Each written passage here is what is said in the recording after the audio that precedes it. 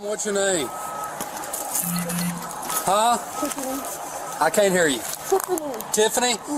All right, Tiffany, I'm going to change these handcuffs out, okay? And then I'm going to roll you over and I'm going to sit you up, all right? Two little boys, 6 and 9 years old, both found barely breathing inside a house in suburban Kentucky, while their mother collapsed in a neighbor's driveway, screaming, incoherent, completely disconnected from reality. When paramedics arrived, neither child was conscious. The woman who had called for help kept insisting she had nothing to do with it, that someone else was responsible, that forces she couldn't fully explain had made this happen. And what's your name? Huh? Tiffany. I can't hear you. Tiffany. Tiffany? All right, Tiffany, I'm going to change these handcuffs out, okay? And then I'm going to roll you over and I'm going to sit you up, all right? By the time detectives sat across from her in that interrogation room, she had already constructed an entirely different world inside her head, one where she hadn't done anything at all. The question wasn't just what happened inside that house, it was whether police could prove it when the only person who knew the truth had retreated somewhere unreachable. If you're new here, we cover real investigations like this every week. Hit subscribe so you don't miss the next one. Crime Discovery. It was the 8th of November 2023, a quiet Wednesday in Shepherdsville, Kentucky, a small town, the kind of place where neighbors still know each other's names. That morning, a woman answered her front door to find her neighbor standing there. She is shaking. She's on something, freaking out. I don't know. She's just laying here now. The neighbor ran inside. What she found stopped her cold. 2 young boys, 1 6, 1 9, unresponsive on the floor. She grabbed her phone and dialed 911.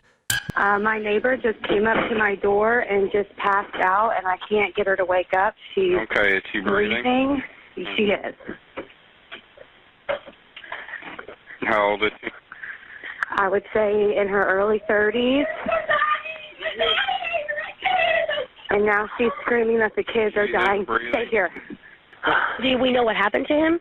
I have no idea. We just found our neighbor, the woman, their mom, just freaking out in my yard. Okay, and how old is he? Oh my God, he's I don't know. He's probably 6 or there's a gun.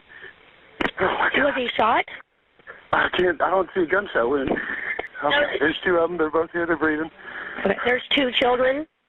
Yes, ma'am. Police were already en route. Now they were moving faster. Victim background. When first responders arrived, both boys, Jaden Howard, 9 years old, and Maurice Baker, 6, were rushed to the hospital in critical condition. The woman on the ground was their mother, 32-year-old Tiffany Lucas. 7 years before this morning, Tiffany Lucas had been a local success story. She'd opened a small convenience store on West Broadway, Miss Tiff's one-stop shop, and spoken to reporters about what it meant to build something in her neighborhood. They're way down here, but if there's a Walmart, you come out of the woodworks for Walmart. So probably would have brought a lot of people to, stop and check us out. The store closed in 2017.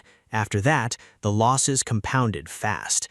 Drug charges, then arrests, then custody of the boys slipping away, and then, in 2019, the murder of her husband, a case that was never solved.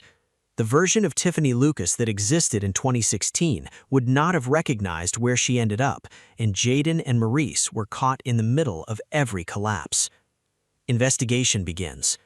Police secured the scene quickly: the house, the gun, the children's room. What they found inside told a story that the physical evidence couldn't explain away. No signs of forced entry, no sign of an intruder, no indication that anyone else had been in that home.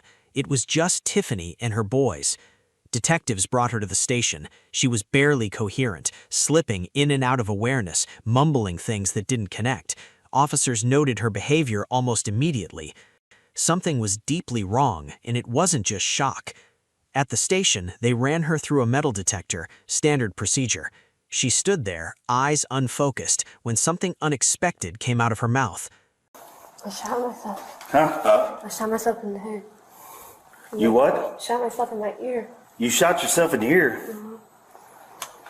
What's ear? This one.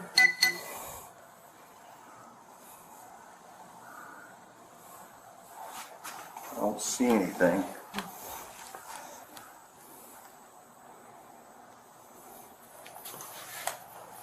There's nothing there. Okay. Okay. Officer leaned in, looked closely. There was nothing there. No wound, no blood, no mark of any kind. It wasn't the last statement that would leave detectives questioning everything they thought they understood about this case. First evidence. One officer flagged something in the hallway before the interview even started. She'd mentioned the neighborhood, just one phrase, almost under her breath. It's that neighborhood. Huh? It's that neighborhood. It's that neighborhood? Okay, just hang on just a second, okay? But I'm going to give her Miranda rights because she's made a statement about the neighborhood. I just don't want her to say her just free speech or just openly let her talk. Okay. What's your... And the detective immediately paused, stopped the process, issued Miranda rights on the spot. He didn't want a single word she said to be thrown out later. They placed her in the interview room, let the camera run, and waited. What came next wasn't a confession. It wasn't even close to one. Interrogation. The detective who sat across from Tiffany that afternoon had seen a lot of interrogations, but this one was different from the opening minute. She kept repeating herself, not in the calculated way guilty people sometimes do, but in a way that suggested her mind was genuinely fractured. You from, or where you grew up or anything like that? I know I look crazy, but I'm not. Huh? If I know I look crazy, but I'm not crazy. I don't think you look crazy. I'm just trying to, if I'm going to talk to someone, I'd rather know who they are. The detective stayed calm, asked her about herself, where she was from, what she was like. She answered immediately. I love my children. I love my boys so much. Oh, I know. I wouldn't hurt them, but I just feel like I didn't. And then, before he could redirect, she started talking about video games, about YouTube, about the internet destroying families and manipulating children, about how she hadn't been focused the way she was supposed to be. The detective let her talk. Then she said the name. Parker Borders. His name is Parker Borders. What about him? He lives in Bardstown, and I'm pretty sure he's been manipulating my mind for like 3 years. According to Tiffany, this man, who she believed lived in Bardstown, was accessing her Wi-Fi, infiltrating her phone, and using both to alter her mind for 3 years. She described it in precise terms. He was putting evil, dark, weird stuff into her head, trying to flip her, make her into someone she wasn't. God, I don't do. Yeah. You don't hurt your children. You protect them, and I feel like I have to protect my children. Right. The detective didn't react. He just kept listening. Then he leaned forward. How did your sons get shot then, huh? Silence. A long, heavy silence. I just don't know. You don't know? I have no words. But do you think it was an accident today, or did you mean to shoot him? More silence. I told you everything. I need to ask you. I hate to ask you this because it hurts, but how many times did you shoot each one of them? Multiple times? One time, 2 times, what? She stared at the floor. Her hands were still. When she finally spoke, it came out barely above a whisper. I have no words. But the detective wasn't done. He had one more question, a quiet one. Bedroom? If you left it there, then we'll find it. If you threw it in the woods somewhere, some kid's gonna find it. That's what we're concerned about. Did you leave it in the bedroom? Yes? Okay. Did you leave the gun in the bedroom? She answered immediately, yes. One word, that was enough, because she just confirmed she knew exactly where that weapon was. Major twist. That single answer changed the tenor of the room, because up until that moment, Tiffany had maintained, fully, completely, that she had nothing to do with what happened to her boys. I feel like it's him. It's not me. It's not me. I'm right with God, so I know it's not me.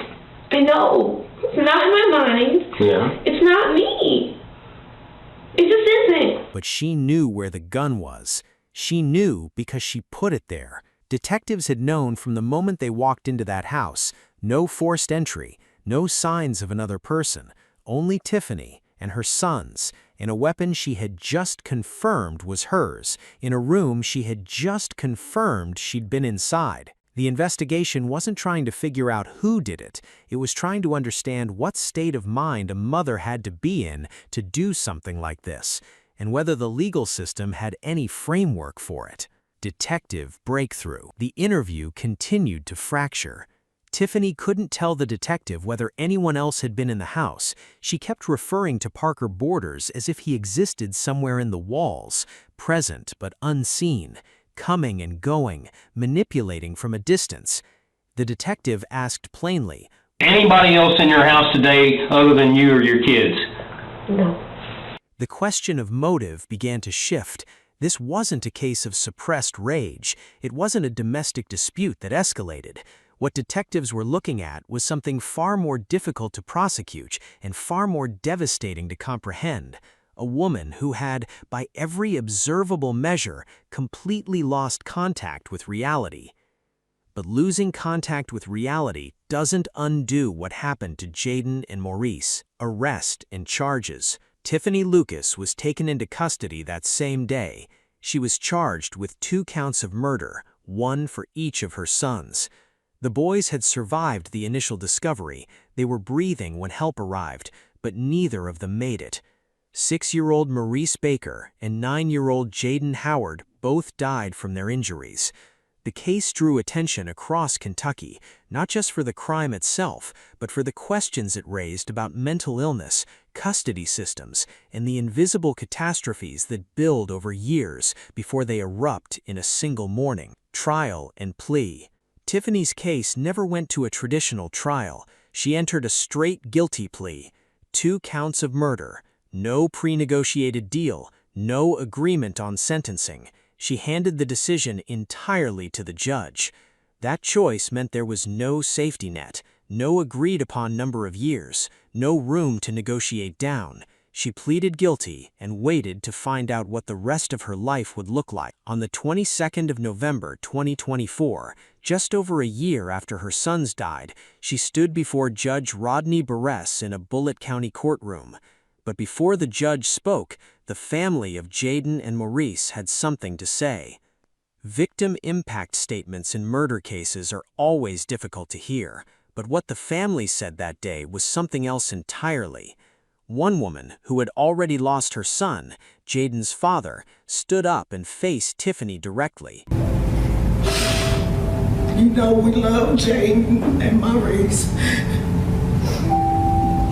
You know Jaden was the only thing we had left. And you took him from us. You know I had already lost his dad. And then my other son. And then you took Jaden. You have ripped our lives apart. And you know that you could have gave them kids to us and we would have took care of them. But you have been selfish. Another family member spoke next. Her words landed like a verdict of their own.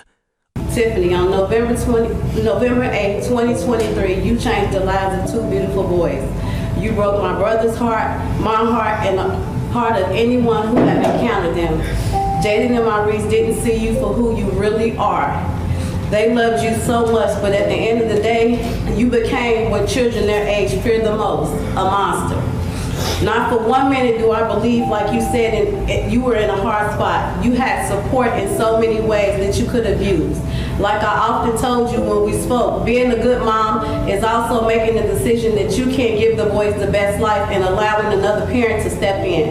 But you refuse to do so selfishly. She ended with something that stayed in the room long after the courtroom emptied. I often see these court shows where the defendants are forgiven by the victim's family, but not today, not by me. I will never. Verdict.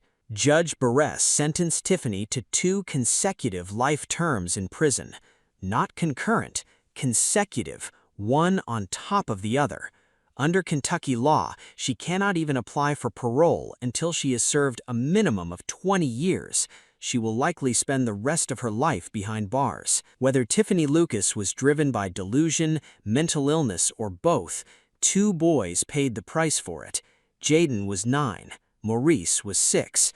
Their story ended in a house that should have been the safest place they knew. If you want to see more cases like this, subscribe. We upload new documentaries every few days.